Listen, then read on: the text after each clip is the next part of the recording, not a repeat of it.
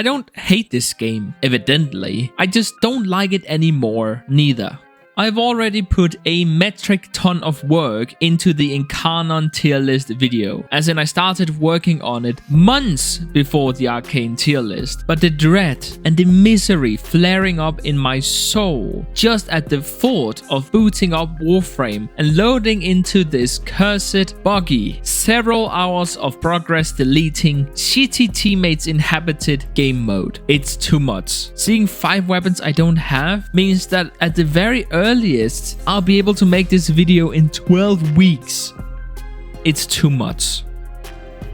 There is probably a lot of things I could have done. I could have worked with 2 other YouTubers and the video could have been made this week.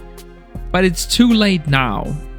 Look guys, I'm not asking you to remake the entire game, but can we please address some of the stuff that's obviously wrong with the game? Keep in mind that I discovered this during the Night of Nabarus, when you could buy Exodia Contagion for mother tokens. The best farm for mother tokens is the endless bounties on Deimos. There are 2 bounties, Artifact Hunter and the other one, which I do not remember the name of, so let's call it Archaeology, just to, make it even more difficult for myself. Archaeology is the excavation. You have to do it 3 times in a row, over and over again. So it repeats infinitely, but you have to do 3 rounds to progress to the next tier. While Artifact Hunter is 3 much faster missions. Artifact Hunter takes about 4 minutes, while Archaeology takes about 12 minutes. And not only that, but since you get plus 15% more mother tokens, which is roughly 3 more tokens per states, the later rounds are the most valuable. In 3 hours, you can complete 45 and 15 rounds respectively, and that will net you 7,965 and 1,305 mother tokens respectively. That means that by running Archaeology, you reduce your efficiency by 86%. I want to remind you that these missions are both on Deimos, they are given from the same NPC, and they are in the same tier of difficulty, allegedly. In reality, Archaeology is the more difficult of the 2, as you can lose your excavator at any moment. It's completely backwards. The more difficult of the 2 is 7.5 times less efficient to farm, and they might change every 2.5 hours. They might. Oh, okay. So it's just gonna be an Archaeology day today, the only day that I have time to play for 3 to 4 hours. No, that seems reasonable. Get fucked, idiot. And why is this? Because no attempt at balance was made. This is omnipresent in the game. Let me give you another quick example. In Railjack, with the Corbicide specifically, you complete the Railjack part of the mission, which takes 1 to 4 minutes, and then you do a survival afterwards, where you get 1 bonus reward every 5 minutes you survive. On the Grenier side, with coordinated teammates, of course, you can complete a mission in 2 minutes or less, and you'll get 5 to 6 rewards. And again, this is in the same tier of difficulty. Allegedly.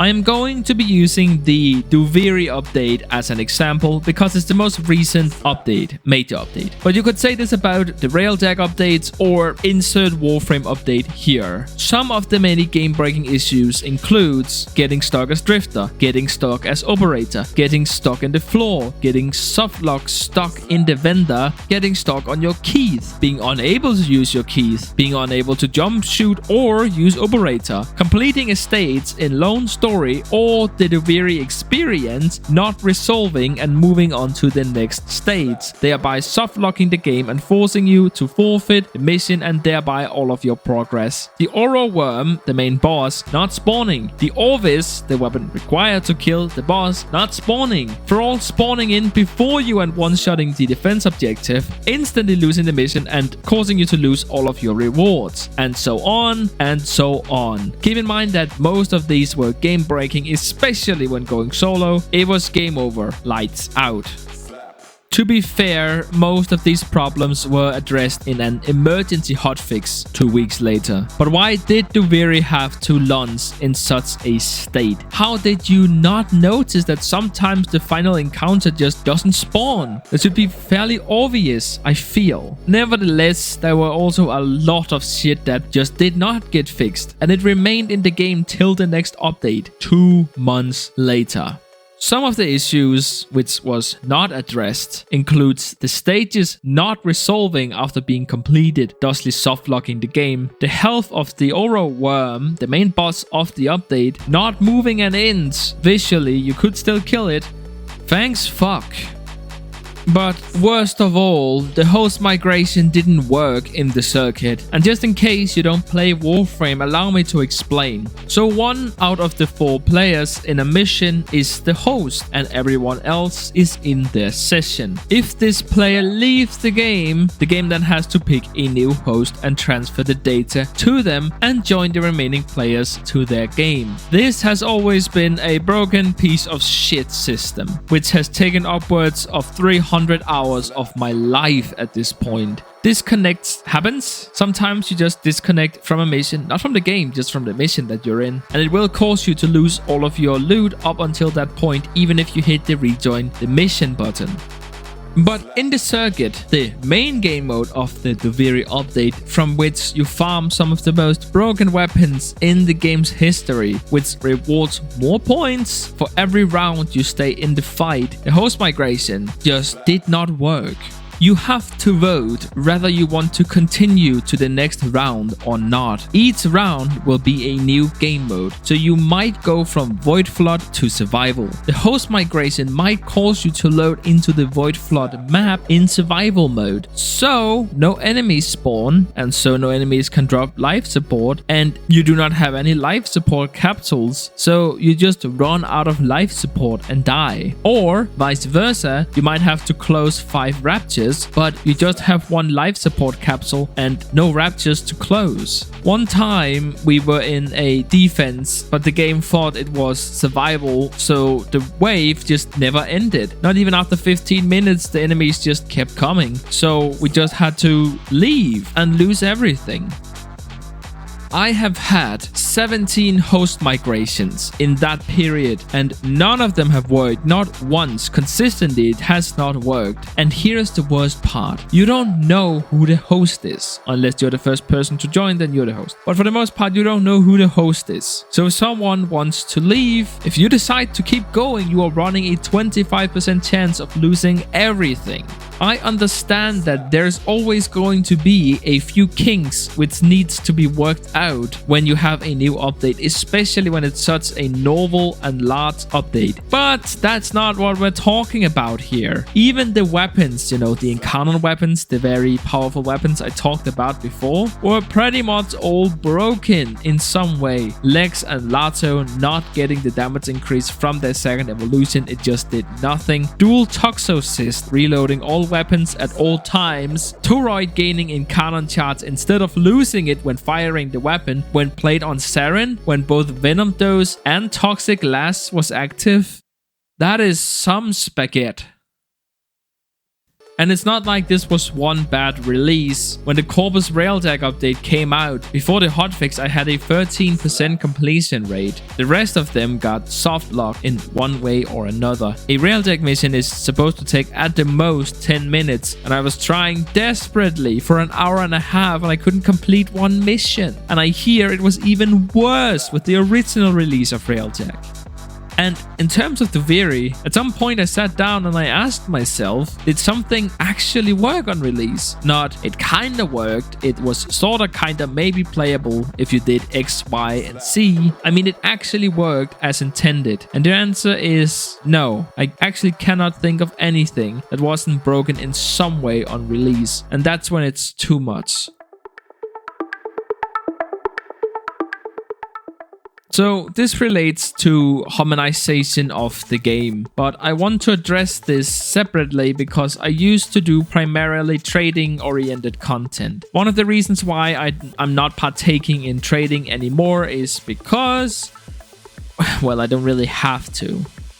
But also, it just isn't fun anymore. The market has coagulated, and by that I mean that everything has moved towards the middle. Okay, so I'm sure that you've all heard the age-old wisdom of buy low, sell high, which is true but awful advice since it's not exactly actionable. The idea behind buy low, sell high is what we call the range. It is the gap between the price people in general is willing to sell and buy an item at. It is within the range that we can turn a profit. Now, you are actually able to extend the range by stockpiling a specific item, thusly adding the aspect of time into the equation. The drawback being that your platinum is locked up while you stockpile.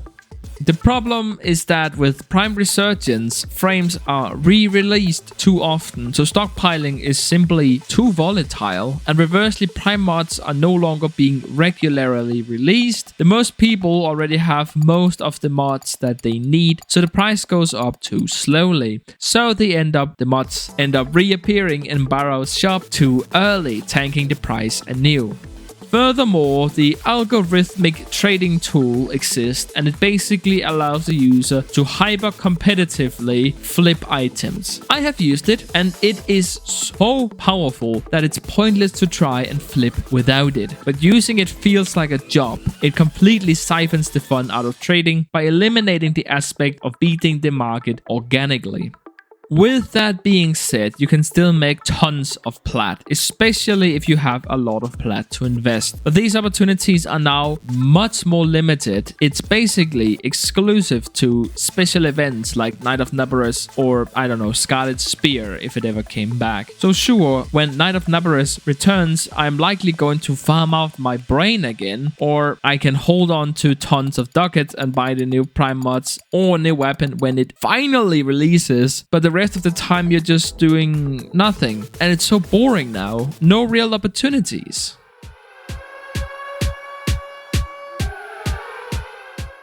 So for the uninitiated, hominization in games is the process of balancing things by making them more similar.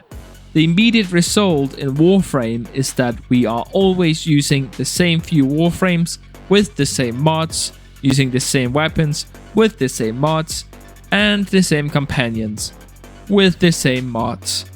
We use the same Archon shards mostly, we use the same subsumes, and we mostly use the same focus schools. And yes, we use mostly the same arcanes. Okay, so it's now much later, and if it sounds like I'm dying, I'm not. I'm just really sick. But anyways, especially mods are a bad case, with a handful of exceptions, of course, like using, I don't know, Hammer Shot or Shattering Impact or Eidolons. I would say that you use the same 11 to 12 is mods on your weapons, and you have room for 8. What I'm saying is that there is no difference between building a crit-based bullet hose and a crit-based melee weapon. Again, just to make sure that we are on the same page. They're not all the same, but they can either be crit or status or hybrid. And I guess melee weapons can also be heavy attack based or heavy attack hybrid, which if we really stretch the definition, then we have 3 or 4 different ways to build your weapons, and they still overlap significantly in terms of what mods you would use. And that brings us to the thing which I dread talking about the most, and that is balance. And every time someone talks about balance in this game, we hear one of 3 things. It's not that kind of game. It's a power fantasy. You'd have to change the entire game engine.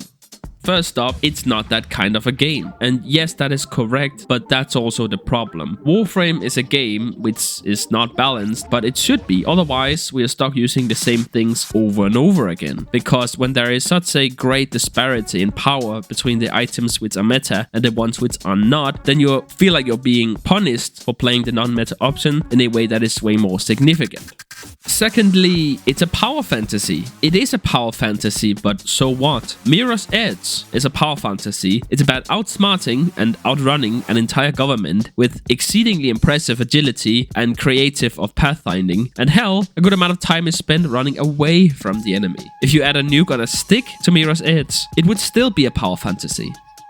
Even Elden Ring, which is going to kick in your shit over and over again before you finally conquer it, at the end of the day, you're still a tiny knight slaughtering enormous beasts. That is a power fantasy, and I'm not saying that the difficulty and power fantasy sliders are not related to one another in some way, but what I'm saying is that it's not a prerequisite that a power fantasy needs to be horribly balanced. You can have a perfectly balanced experience in which said experience is crafted in such a way that you feel like $1 million nonetheless.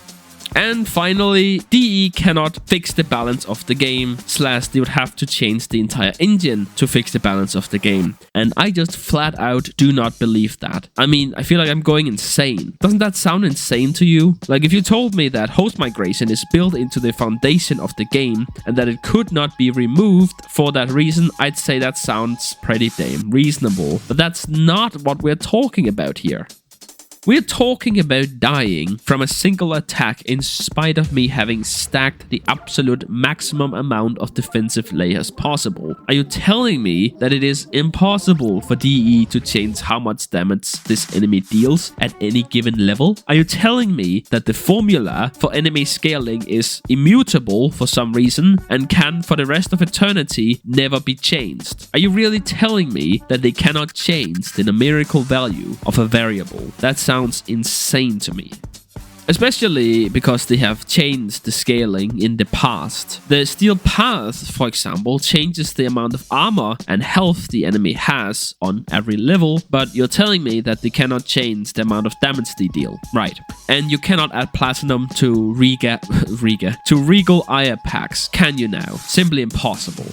Okay, I think I spent too long on that, but I just really do not want to get comments like, it's a okay, I can't do that voice right now. It's a power fantasy, and I'm just completely incapable of forming thoughts of my own. Anyways, the balance is fucked. Like I'm talking total and utter disrepair. Someone at DE looked at Octavia and thought a Warframe, which is entirely undetectable to all enemies and who can make her entire team completely undetectable to all enemies, who has infinite damage scaling, which attacks all enemies in range of that ability and who can turn off the enemy's AI, and who has a massive damage buff which affects all allies within range. Yep, perfect. Send that. I'm sure that won't negatively affect our ability to balance the game down the road.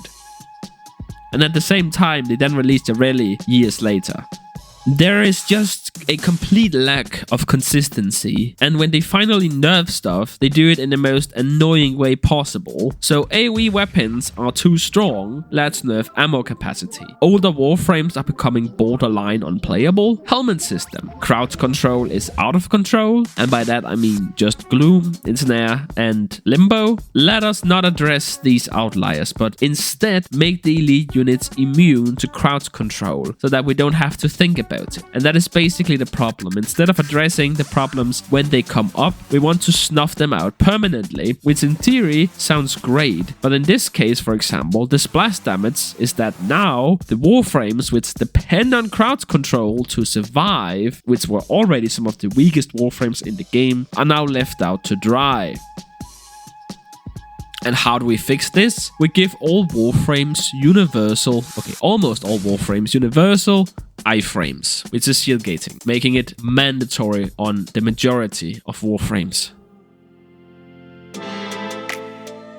This nicely segues into the next point, which is power fatigue. I think that the game was pretty damn easy back when melee weapons reigned supreme. That is a few years ago. And while the melee nerf might have lowered the overall power level of the Tenno momentarily, since then we've had galvanized mods, primary and secondary arcanes, the helmet system, Archon shards, Besmer shield or intrepid stand, incarnon weapon adapters, overguard and overgate. The power creep has been rampant the last few years, and the content has not gotten more difficult in any significant way. As a matter of fact, I would be willing to argue that it has hardly gotten any more difficult at all since the Steel Path was released. Now we have all this power and nothing to do with it. The content is being released horizontally to the content already in the game in terms of difficulty. Meanwhile, the players just keep outscaling the content. I know that I can simply play something non-meta, but also I don't think that the fact that you can equip a non-meta item is any kind of a reason for the balance being so shit. It's almost a meme that I keep on about shield gating. I don't think shield gating, or I mean the abuse of it specifically, is particularly bad. It's more so emblematic of the unwillingness to try and fix some of the issues, and in this case the scaling. Just give them a endlessly refreshable iframe and let's never worry about it again. I clearly remember one of the devs responding to a question towards if there would be more of a challenge in the game in the near future, specifically in terms of the Weary, and he said they would more so lean into the power fantasy. So in other words, they cannot even be fucked to try.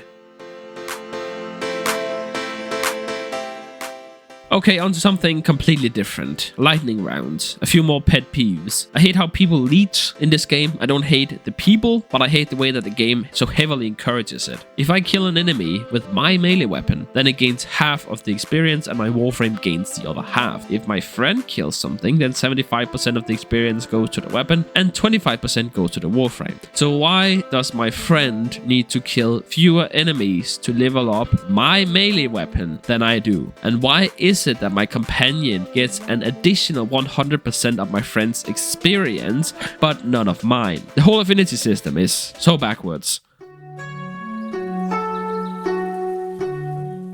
Why is it that when I get a new incarnon weapon, I have to load into a mission, complete the mission objective, load out of the mission, load into the ceremony, sit through 2 cutscenes, I mean we skip them of course, talk to Calero, load out of the ceremony, load into the mission, complete the mission objective, load out of the mission, load into the ceremony, sit through 2 cutscenes, talk to Calero, load out of the ceremony, load into a mission, complete the objective, load out again, then into the ceremony, through 2 cutscenes, talk to Calero, then finally load out of the ceremony. I'm spending more time in cutscenes and loading screens than I am playing the game, especially with the melee weapon activation in incarnon mode where you have to do it 6 times. You have to load in and out of the mission 6 times if you ever want to get it done in time. I mean, of course, you just keep playing, but it's much faster to load in and out of the mission. And if I ever want to change the evolution on the weapon, any incarnon weapon, if I ever want to change the evolution, I have to go visit the ceremony. For fuck's sake, why can't you let me change my evolution in my orbiter? I mean, I know why. If you keep wasting my time, it creates more playtime. Look, investors, look at all this playtime. But at the end of the day, you're still wasting my time. I have the same problem with Relics, where running Relics is great, but the in-between is awful. Having to leave every time is frustrating, and if you wait, then you can sit there forever. If you start the mission, they might not pay attention and start without a Relic, then they leave, and you get thrust into host migration. And even if you don't, it might take forever, often does, for the next guy to load in. And by that point, there is not enough void trace, but they won't accept this. And the others try to be nice. I understand they're doing it in good faith, but now I can't extract because we have to wait for this guy for God knows how long to look for some void trace, which doesn't exist. The missions just do not flow, and I understand that endless missions don't have this problem, but you lose more than half of your efficiency by running these, and I simply do not think it's reasonable to ask people to do this. Anyways, it doesn't have to be this way. In the circuit, we load from survival to defense to avoid flood. Why can't the relic missions load from an extermination to an extermination? As a matter of fact, it does in the circuit. Eventually, it loops back to an extermination. But no, that would take effort. You could also create like a separate menu or a folder where you could put some relics that you would want to open, so you didn't have to look through the entire menu every time. There's a lot of things you could do to fix this, but it's just the fact that nothing has been done for so long. Also, if I'm in my relic bins and someone leaves, why does that close the menu? Why? The last thing I would like to touch on is just how god-awful Warframe is in terms of telling you what things actually does. Let me give you an example. So Zephyr's tornadoes trap enemies within them and deal a small amount of damage to them. Damage dealt to the tornadoes is also dealt to all enemies within them with increased critical damage. And also, status effects are transferred from the tornadoes to all the enemies as well. So if you deal 1/proc, then you deal 1/proc to all enemies. So it basically turns bullet hoses into AoE weapons. Now that you know this, let me read you the ability description and see if you could have been able to deduce this just from the description. Create deadly tornadoes that seek out and engulf enemies. Tornadoes deal the elemental damage type that they absorb the most of. Shoot enemies engulfed in the tornado to deal additional damage. Now this is honestly a mild case, but before we move on, in the spirit of interacting with this in good faith, I will say that under tips, it does give you some of the information that you would need to know, but not all of it. But also, why is it that the ability description doesn't describe how the ability works? And like, am I asking for too much here? And, you know, as I said, that is a mild case, so let me expound. Galvanized aptitude scales different on all primaries. It's multiplicative, but with a different coefficient. So on some weapons, you deal 80% more damage, just as it says on the mod. So let's say you deal, I don't know, 100,000 damage to an enemy with 0 status procs. If it has 1 status proc on it, then you will deal 180,000 damage. It's pretty straightforward. But on the other hand, on some weapons, you will deal 1% more damage for every status type on the enemy. And as I says, it just depends on the weapon. There's just like a random spread. There doesn't seem to be any rhyme or reason. It just sort of kind of happens that way. And it's the same for secondaries, by the way. Also, Condition Overload deals additive damage on the Glaive Prime unless it is on a heavy attack, at which point it deals significantly less damage. Another example, base damage should scale with mods, but base damage from evolutions sometimes will not work with Galvanized Aptitude, seemingly at random. Ceramic Dagger does not scale with melee attack damage or heavy attack damage when heavy attacking, but it does scale multiplicatively with Arcane Arachne and Condition Overload. You can never know what a thing does just by reading its stats or its description. It's completely archaic and it's just been getting worse, and it's been getting a lot worse recently. Right now you basically have 3 options. One of them is to leave the game, go on the Wikipedia and just hope that they didn't get it wrong. Or you can look for a guide to see if someone has already built this weapon for you and hope that they didn't get it wrong. Or alternatively, you can go in-game, take the weapon, go into the training range and then just test every mod, arcane and damage ability to see what scales and how it scales. And then do that again for every single last weapon in the game, because nothing is consistent whatsoever. I don't know what is going to happen going forward. This is not a I quit Warframe, like I'll never play Warframe again. It's just not productive to make these sweeping statements. I haven't had my heart in it recently, and by that I mean that I have not been wanting to play Warframe since I quit last time, right? The only time that I've been wanting to play Warframe since then was when Duviri came out. I had fun just running around in Duviri as operator for 2 days, and that was that. I was ready to close out the game. To pull back the curtain a little bit, as I said, I've just not been wanting to play whatsoever, and but why did you come back then? Well, it's a difference between getting 100,000 views or getting 1 view, right? But as I said, I haven't had my heart in it, and unfortunately, I mean, okay, that's putting it lightly. I've just, you know, I think unfortunately it did show in the content, basically is what I'm saying. I was playing because the fear of missing out, and not because I was having fun whatsoever. I've sort of staked out my position hoping for better days, but I think I'm done chasing the dragon. There's a lot of good things in Warframe. I'll link you a video in the description just to balance out things, because I think he does a really good job, this guy. He's been playing for 10,000 hours, but I'm worn down by all these relatively small things, but when they never get fixed and you play for this long, they keep wearing on you. You know what I mean? There's also more things that I could talk about, like how Warframe used to have an incredibly tight story, but then for some reason they decided to instead have this crazy multiverse where everything has happened and all timelines are happening at the same time, and we don't have to think because everything is literally possible, so we don't have to think about continuity or character, whatever. We can just make up bullshit as we go along. But like whatever. That's not really the thing, right? Again, I don't know what's going to happen in terms of YouTube. Maybe nothing will happen. Right now, what's on my mind is that I kind of want to do game reviews, because I don't think there's a lot of good game reviewers out there. I think there's a lot of really shitty game reviewers. But I don't know. I literally do not know. Anyways. Yeah, I'm gonna take some honey and mix it into some tea. And I'm probably gonna drink that tea and then I'll go to bed. Right. And hopefully I'll see you in the next video.